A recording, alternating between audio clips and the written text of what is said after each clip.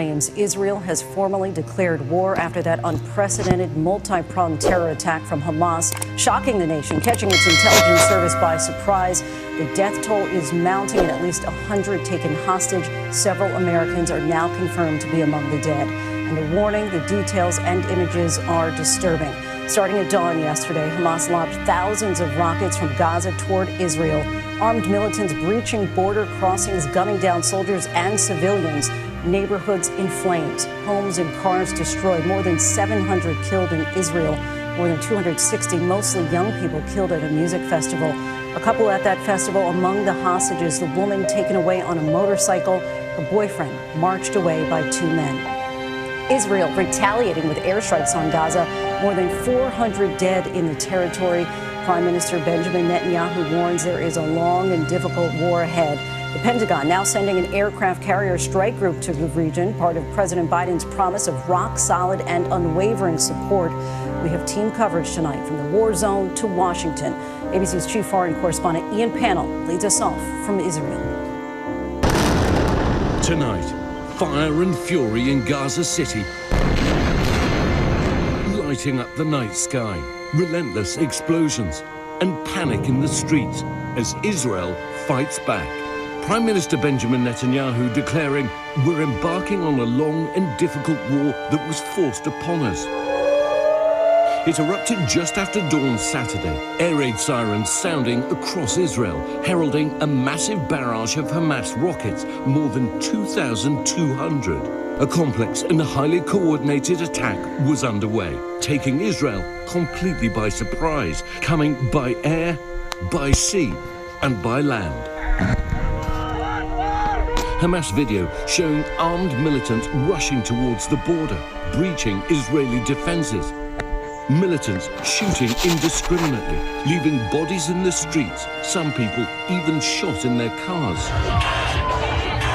And in a rural area near the border, thousands of young Israelis celebrating at a music festival. Look closely. Those lights streaking across the sky, Hamas rockets. The party descending into sheer panic. Hundreds under assault from fighters on the ground. And tonight, the Israeli Rescue Service reporting that more than 260 bodies were recovered at the scene.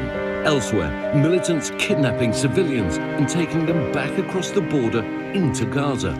Harrowing scenes, hostages hurrying down a road. This woman forced into a car. An elderly woman in a golf cart. One father spotting his children huddling in this video as they too are driven away. And tonight, the fighting along the border still raging. Israel trying to root out the remaining militants.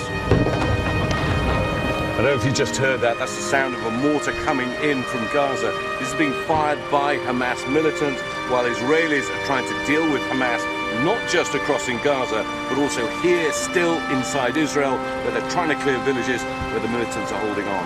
Secretary of State Antony Blinken saying more than 1,000 Hamas fighters were involved in this complex operation that's already left more than 700 Israelis dead. It was an unprecedented attack. The United States now trying to clarify reports that Americans are among those killed and taken hostage. Hospitals here overwhelmed. We have just now had a direct hit from a missile in the hospital. We are just now trying to evaluate the damages. Thousands are injured and thousands more today lining up for hours to donate blood. Israel in a state of shock and disbelief. In Ashkelon, Avavit Avran in tears as she looks out at the rubble in her home. It's not normal to raise children this way, she says. The Israeli military now calling up its reserves and soldiers evacuating families from towns that border Gaza. Israeli missiles now raining down on Gaza. Al Jazeera English reporter Yusma Al-Sayed live on the air when one missile attacked.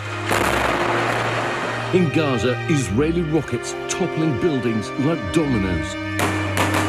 This mosque in ruins, a mass of mangled metal. They made elderly people, children and women scared, this man says. Copies of the Quran were shattered. The mosque was completely destroyed. Why? And tonight in Gaza, the death toll mounting too. More than 430 dead, and their hospitals at breaking point. Hospitals there clearly overwhelmed. Ian Pannell joins us now from Tel Aviv. And Ian, you were down just near the border with Gaza. What's the situation there now? I mean, you really do get this sense that not only is there an active conflict, a war developing, but that it's evolving. You hear the sound of fighter jets overhead, attack helicopters, drones are in the air.